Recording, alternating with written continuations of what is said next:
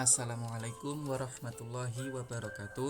Kami dari kelompok PPL UPT SD Negeri 51 Gresik yang akan membahas tentang perancangan pembelajaran dalam UPD.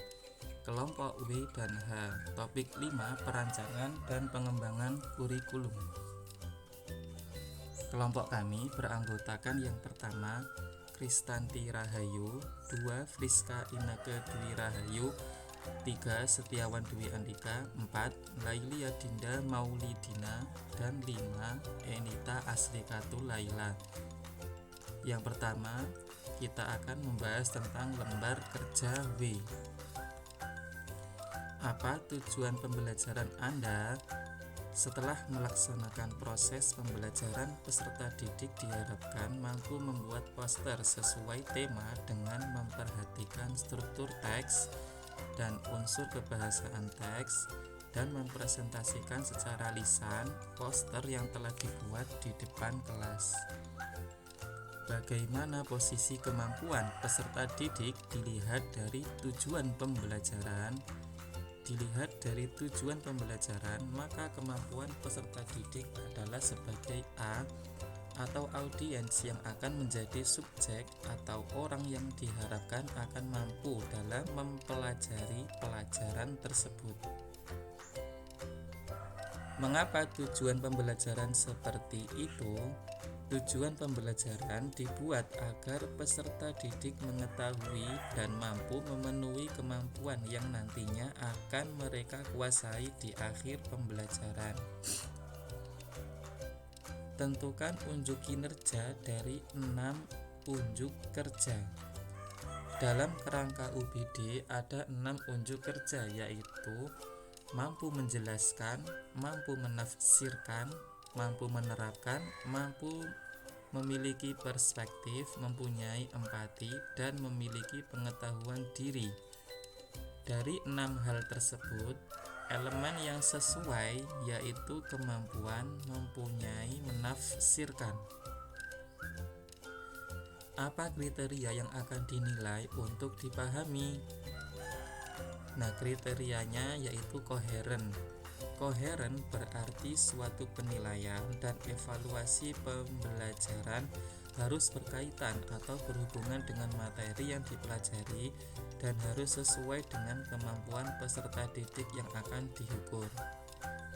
Nah, berikut terlampir sebuah tabel di mana tabel tersebut menunjukkan di mana nilai 1 jawabannya sekian, 2 sekian, 3 dan 4 juga sekian. Selanjutnya yaitu lembar kerja H. Bagaimana caranya menggugah pemikiran untuk melibatkan semua peserta didik dalam ide-ide besar dan melakukan unjuk kinerja? Jawaban kami yang pertama, gunakan pendekatan berbasis masalah yang relevan dengan kehidupan nyata dan minat peserta didik. 2. Berikan kesempatan untuk eksperimen dan pengalaman langsung yang dapat meningkatkan keterampilan dan pemahaman peserta didik. 3. Gunakan cerita dan narasi yang dapat membangkitkan emosi dan imajinasi peserta didik. 4. Berikan kesempatan untuk berdiskusi dan berbagi dengan sesama peserta didik atau orang lain yang terlibat dalam topik pembelajaran. Salah satu cara efektif adalah dengan menggunakan metode pembelajaran aktif seperti diskusi kelompok, proyek berbasis penelitian, dan pembelajaran berbasis masalah. Metode-metode ini mendorong peserta didik untuk berpikir secara kritis dan kreatif, serta memberikan mereka kesempatan untuk menunjukkan pemahaman mereka melalui unjuk kinerja. Situasi apa saja yang dapat melibatkan peserta didik untuk membuat ide-ide besar segera menarik, konkret, dan sangat penting? Situasi yang dapat melibatkan peserta didik termasuk diskusi interaktif, simulasi, permainan peran, dan proyek kolaboratif.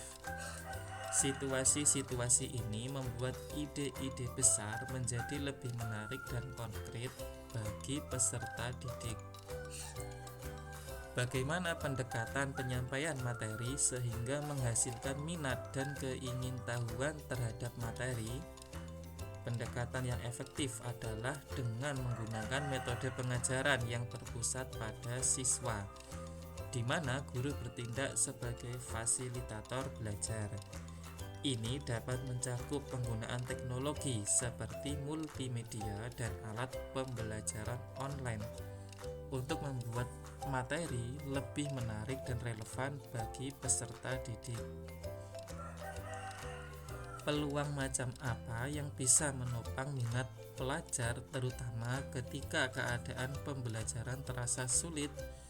Peluang ini bisa berupa kegiatan ekstrakurikuler, klub belajar, atau program mentor. Kegiatan-kegiatan ini dapat membantu peserta didik menjelajahi minat mereka dan memberikan dukungan tambahan ketika mereka menghadapi tantangan dalam pembelajaran.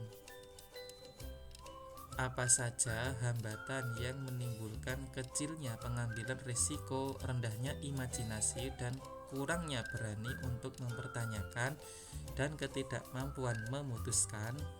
Beberapa hambatan yang mungkin dihadapi peserta didik termasuk kurangnya motivasi, rasa takut gagal, tekanan teman sebaya, dan kurangnya dukungan dari lingkungan sekitar. Untuk mengatasi hambatan-hambatan ini, penting bagi pendidik untuk menciptakan lingkungan belajar yang mendukung dan mendorong peserta didik untuk mengambil risiko, berimajinasi, dan mempertanyakan. Sekian dari kelompok kami ucapkan terima kasih banyak.